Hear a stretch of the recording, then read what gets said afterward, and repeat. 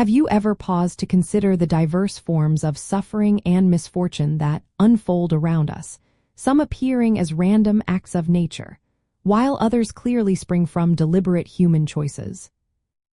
The fundamental distinction between natural evil and moral evil lies in the presence or absence of human agency.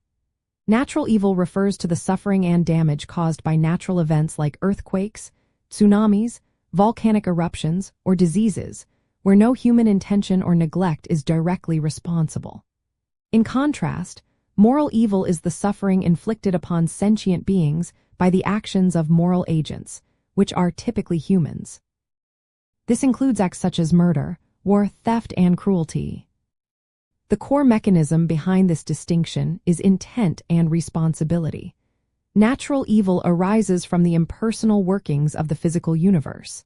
A hurricane does not choose to devastate a town. It is a complex meteorological phenomenon following natural laws.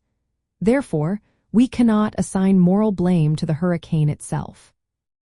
Philosophically, these events are understood as consequences of the universe operating according to its inherent structure, without a conscious, malevolent force guiding them to cause suffering.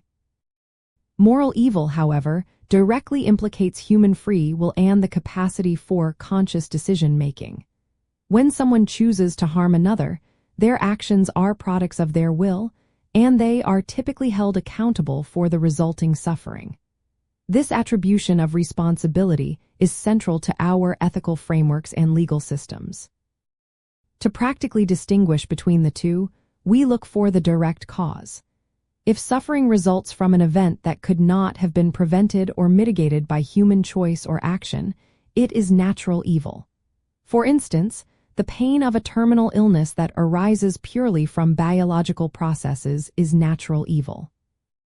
However, if that illness spreads due to someone intentionally infecting others, or if a government deliberately ignores warnings about a preventable public health crisis, then elements of moral evil are introduced.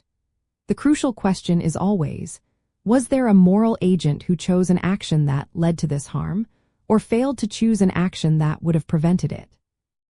Understanding this differentiation also illuminates the philosophical concept of theodicy. This is the attempt to reconcile the existence of evil and suffering in the world with the belief in an all-good, all-powerful, and all-knowing deity. Many theodicies grapple with natural evil differently than moral evil, sometimes arguing that natural evils are a necessary byproduct of a law-governed universe, or perhaps serving a greater, unknowable purpose. By contrast, moral evil is often attributed directly to human free will and its misuse. This highlights how deeply embedded this distinction is within philosophical and theological discourse, offering different lenses through which to interpret the nature of suffering. Ultimately, grasping the difference between natural evil and moral evil allows us to refine our analytical tools when confronted with the myriad forms of hardship in life. It enables us to more accurately assign causality, to consider the scope of human responsibility, and to engage with profound questions about justice and the structure of our reality. This clarity empowers a more precise and empathetic understanding of the world and our place within it. If you're into this, like, subscribe, and drop a comment.